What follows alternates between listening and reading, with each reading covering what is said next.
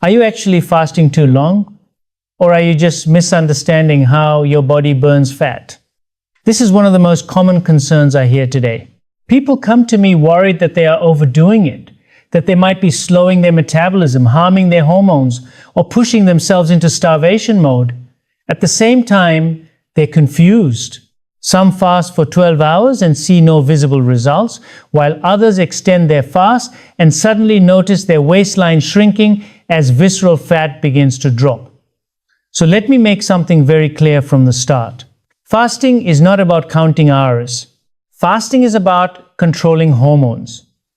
And the hormone that determines whether you burn fat or store it is insulin. For decades, we've been told that weight loss is a simple equation of calories in versus calories out. But visceral fat does not respond to basic calorie math. It responds to insulin. As long as insulin levels remain elevated, visceral fat is protected. It is essentially locked away. You can reduce calories, exercise harder, and feel miserable, but if insulin stays high, that deep abdominal fat will not move. Insulin acts as the gatekeeper. Every time you eat, especially foods high in carbohydrates or anything processed, insulin rises. Its role is to move glucose into your cells and store extra energy. When insulin is elevated, fat burning shuts off. There is no negotiation in that process. This is why constant eating keeps people trapped. The purpose of fasting is not deprivation, it is not punishment. The purpose is to allow insulin to fall low enough for long enough so your body can finally access stored energy. Only then does visceral fat become available to be used as fuel. Before I go deeper into today's discussion, I want to remind you to subscribe to the channel if you haven't already. And if you believe this information could help someone in your family or circle of friends, share it with them once you finish watching. Now let's continue. In the first several hours after your last meal, your body is still running on glucose from that meal. Insulin remains elevated. Glycogen, which is stored glucose in your liver and muscles, is being used as energy. At this point, you are not burning visceral fat. You are simply using leftovers. This explains why short fasting windows often feel disappointing, especially for people with insulin resistance. They think they are fasting, but metabolically, they are still operating on sugar. As insulin slowly begins to decline, glycogen stores start to deplete. This marks the metabolic transition. Once glycogen levels drop low enough and insulin remains suppressed, the body is forced to switch fuel sources. That is when fat burning begins. Not because of willpower, not because of suffering, but because your biology has no other choice. Visceral fat is metabolically active. It is also dangerous. The body prefers to use it when insulin levels permit. The same rule applies to autophagy, which is your body's internal repair and recycling system. Autophagy does not activate simply because you skip breakfast. It activates when nutrient signals remain low for a sufficient period. Insulin and a growth pathway called mTOR both need to quiet down before autophagy increases. This explains why fasting feels different depending on its duration. Some people feel great at 16 hours, while others do not experience noticeable change until 18, 20, or even 24 hours. This is not about discipline, it is about metabolic state. Let me walk you through what actually happens at common fasting intervals, starting with the 1-2 hour mark. And more importantly, I will explain why that window looks very different for someone who is metabolically healthy compared to someone who is insulin resistant. When you understand this timeline, you stop guessing and start fasting with intention. Most people begin with a 1-2 hour fast. For someone who is metabolically healthy, 12 hours without food can already provide benefits. Insulin has time to decrease. Overnight repair processes begin. The digestive system rests. Circadian rhythm improves. Simply eating dinner earlier and delaying breakfast slightly can reduce inflammation and improve blood sugar regulation. However, for many people today, especially those carrying visceral fat, dealing with fatty liver, or struggling with insulin resistance, 12 hours is not truly a fast. It is simply a gap between meals.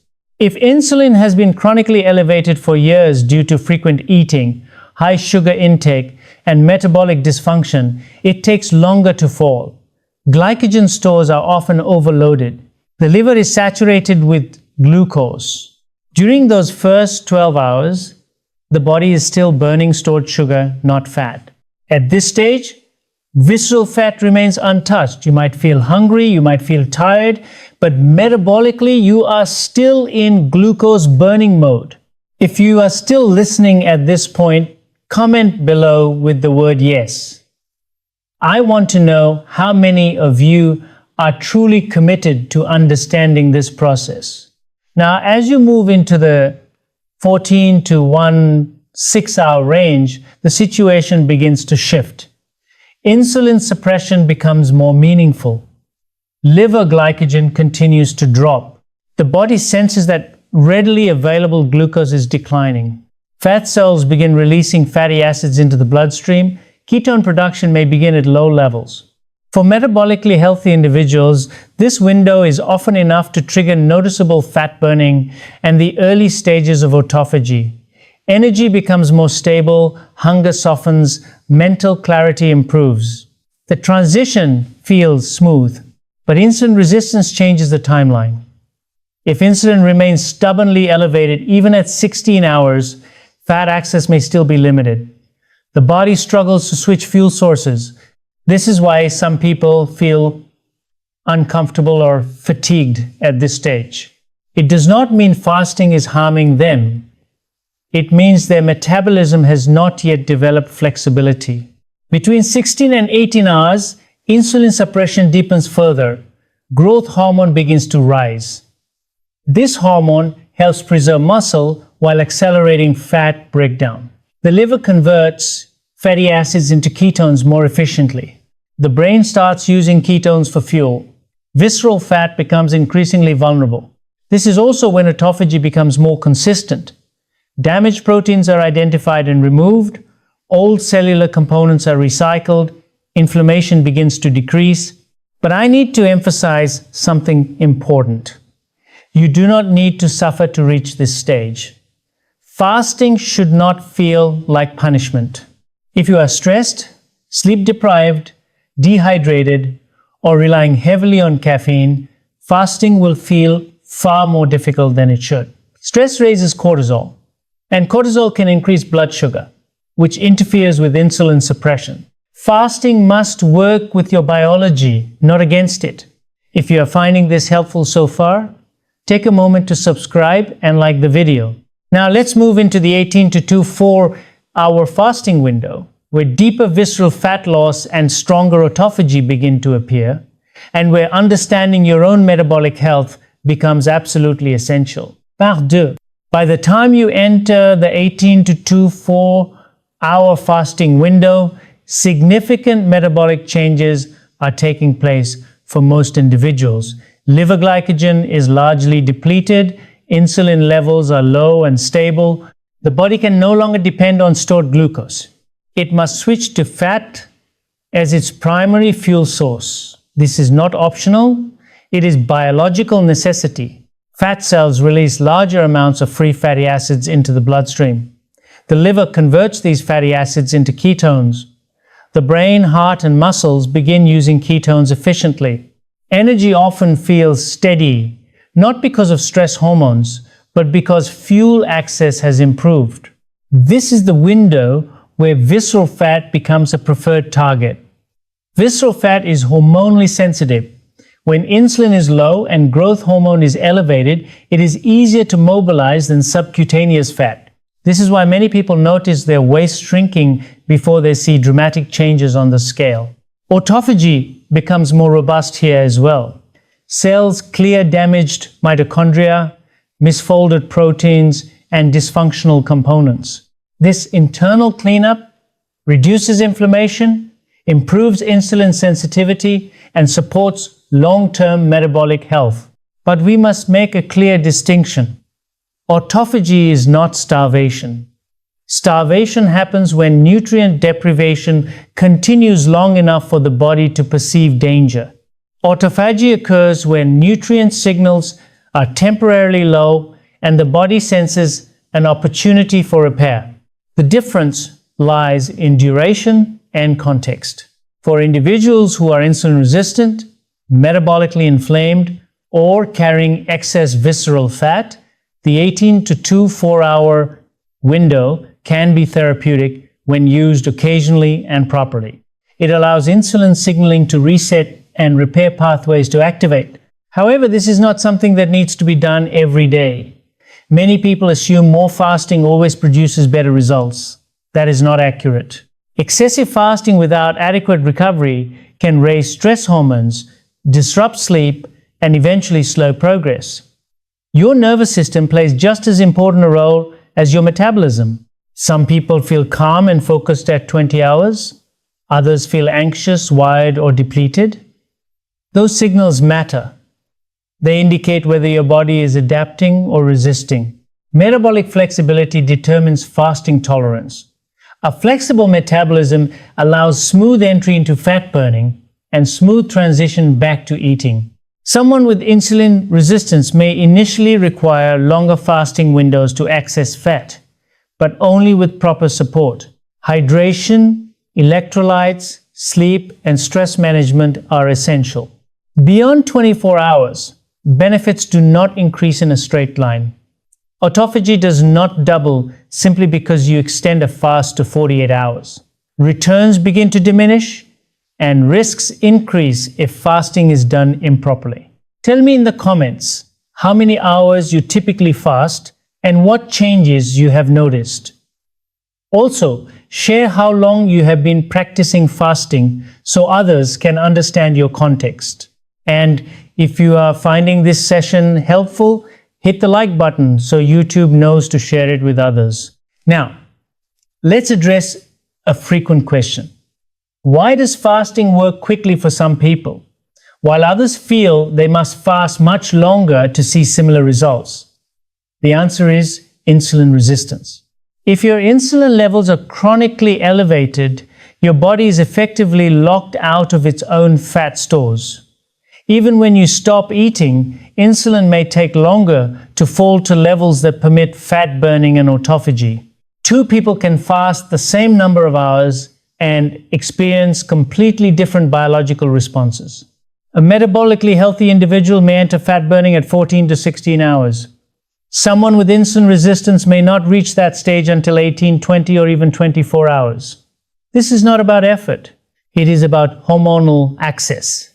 Insulin resistance develops over years of frequent eating, high carbohydrate consumption, processed foods, chronic stress, poor sleep, and ongoing inflammation. Visceral fat both contributes to and results from this condition. It becomes a vicious cycle. Fasting helps break that cycle, but it requires time and consistency. In the early stages, insulin-resistant individuals may feel uncomfortable while fasting. Hunger may feel intense. Energy may fluctuate. This does not mean fasting is damaging them. It means their body has not yet learned how to burn fat efficiently. Metabolic flexibility is the goal. That means the ability to switch smoothly between glucose and fat for fuel. Fasting trains this ability. Like any adaptation, it requires patience. That is why I recommend starting with sustainable fasting windows and gradually extending them as insulin sensitivity improves. Jumping into long fasts too quickly can elevate cortisol and interfere with progress. The body must feel safe in order to heal. Another critical concept is what happens between fasts. If you break a fast with refined carbohydrates, sugary foods, or ultra-processed meals, insulin spikes sharply. That reduces much of the metabolic benefit you work to create. On the other hand, breaking a fast with whole foods, adequate protein, fiber, and healthy fats creates a gentler insulin response and supports ongoing fat burning. Timing matters. Food quality matters. Sleep matters. And stress matters most of all. How do you typically break your fast? Do you ease into it calmly? Or do you eat large portions quickly? Share honestly in the comments. We are all learning. Fasting works best when it becomes part of a rhythm, not an isolated act of restriction. As insulin resistance improves, the body becomes more willing to release stored fat. Inflammation decreases. Liver fat declines. Hunger becomes quieter. Cravings fade. Energy stabilizes. At that point, longer fasting windows may no longer be necessary. Many people maintain excellent results with 16 to 18-hour fasts once their metabolic health improves. The goal is not to fast indefinitely. The goal is to restore normal physiology. Now, let's discuss how to choose the right fasting window for you, how to recognize signs that you may be fasting too long, and why recovery and nourishment are just as important as fasting itself. That balance is where true healing happens. Now, let's continue exactly where we left off, because this is where fasting becomes more strategic and more personal. Once you move beyond the 16 to 18-hour window and approach 18 to 24 hours, the metabolic environment shifts in a deeper way for most individuals. By this point, liver glycogen is largely depleted. Insulin levels are not just lower, they are stable and consistently suppressed.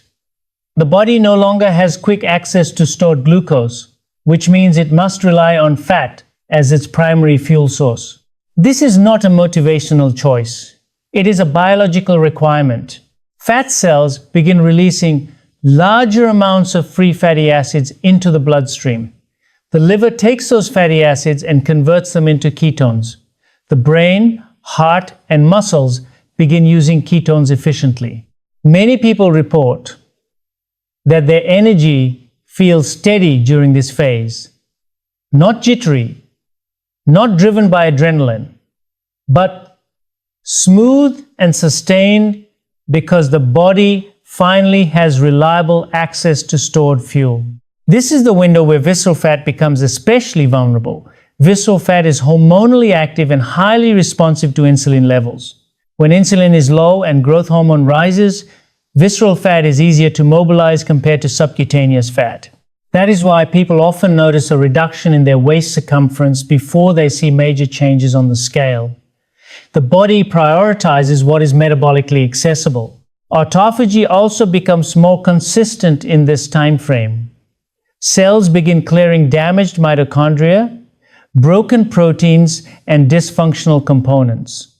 This process improves cellular efficiency, reduces inflammation, and enhances insulin sensitivity over time. But let's be clear about something important. Autophagy is not starvation. Starvation is a prolonged state of nutrient deprivation where the body senses danger and begins to conserve energy aggressively. Autophagy, on the other hand, is a controlled repair response that happens when nutrient signaling is temporarily low. The difference lies in duration, safety, and context.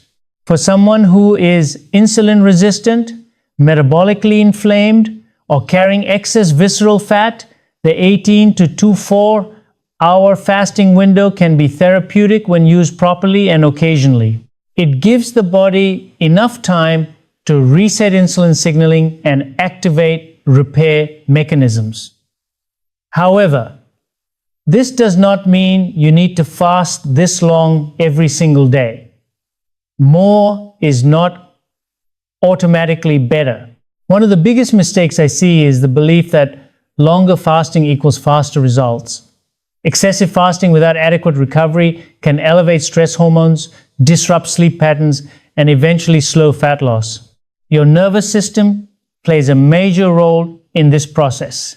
If fasting pushes your body into a chronic stress response, cortisol rises. When cortisol rises, blood sugar can increase, insulin may fluctuate, and progress can stall.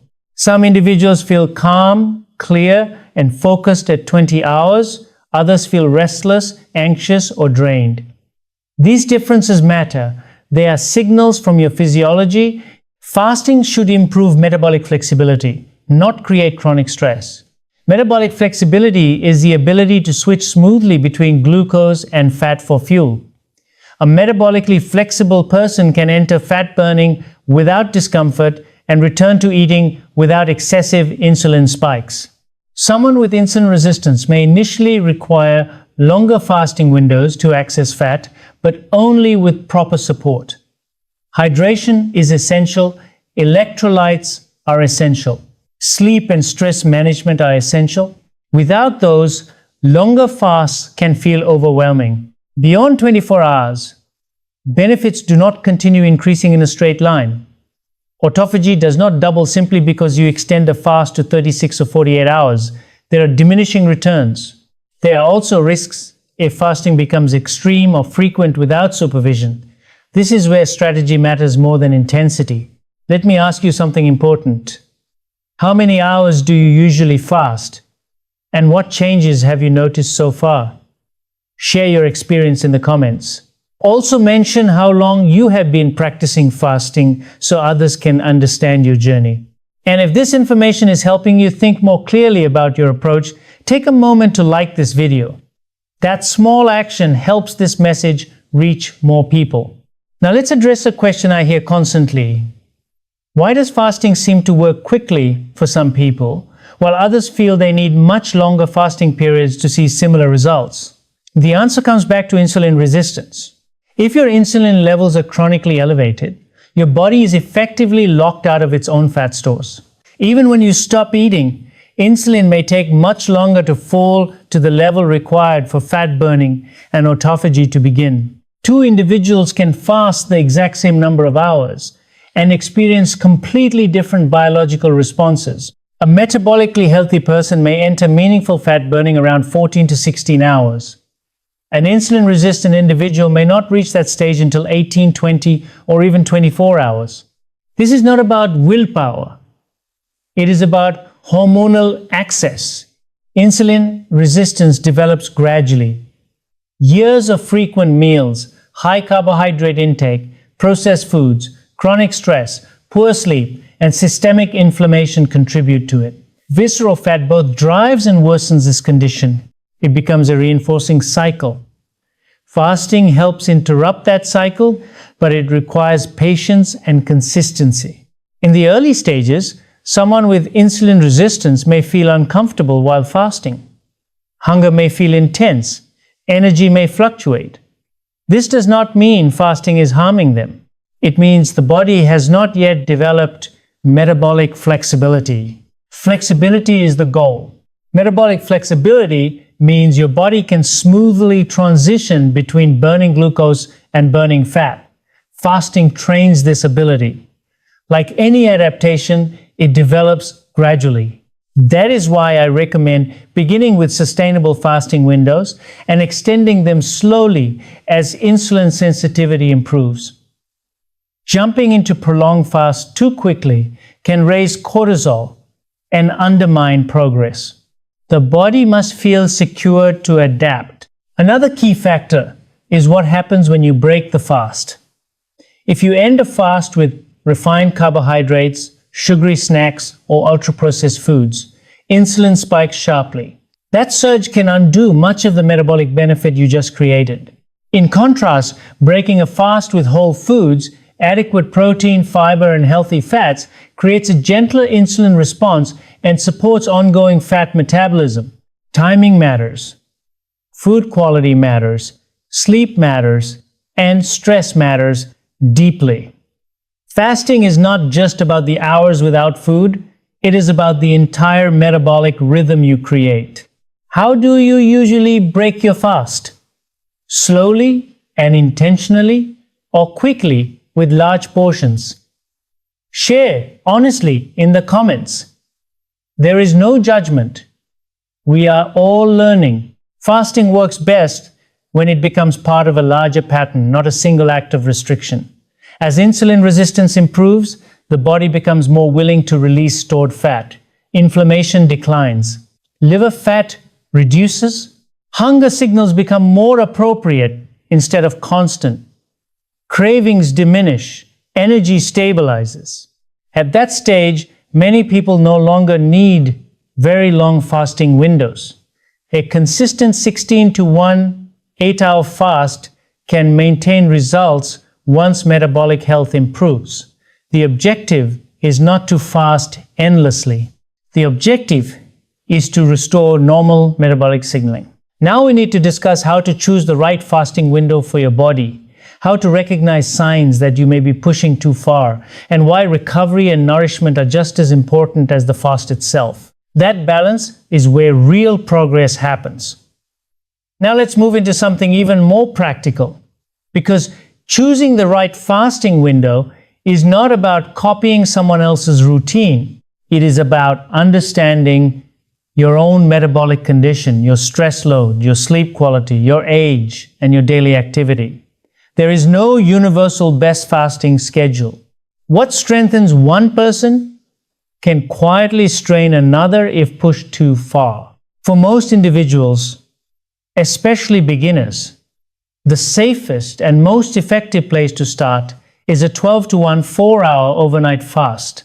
This alone allows insulin to decline, gives the digestive system time to rest, and begins training the body to shift toward fat as fuel. Even this modest adjustment, when practiced consistently, can improve blood sugar control and reduce late-night snacking, which is often one of the biggest contributors to metabolic dysfunction.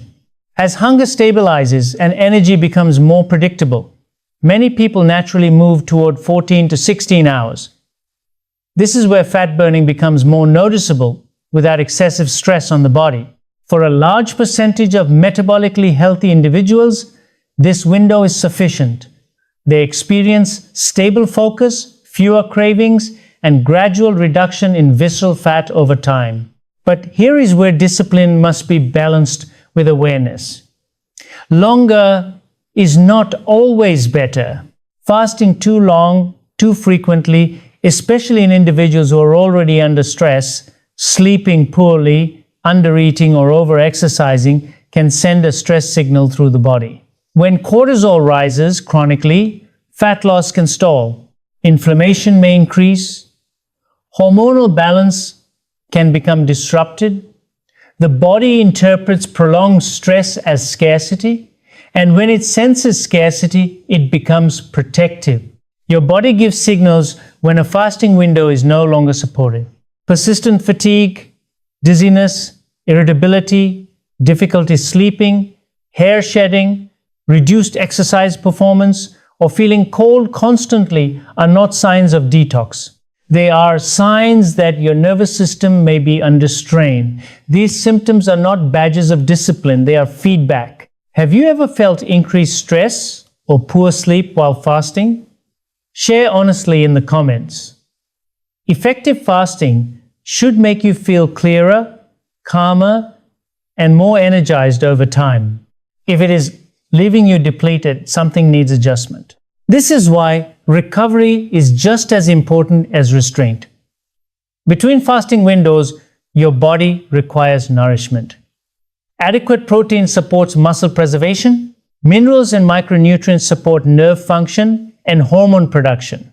Healthy fats and fiber support metabolic stability. Fasting is a tool. Nourishment is the foundation. Without proper rebuilding, the benefits of fasting will plateau. Now let's address one of the most confusing aspects of fasting. What actually breaks a fast? Technically, anything that significantly raises insulin interrupts the fasting state. But not all insulin responses are equal. And context matters. Water does not break a fast. Black coffee and plain tea generally do not break a fast because they do not significantly elevate insulin. In fact, caffeine can temporarily increase fat mobilization and reduce appetite in some individuals. However, too much caffeine on an empty stomach can elevate cortisol and increase anxiety, which may interfere with insulin suppression. Moderation is key.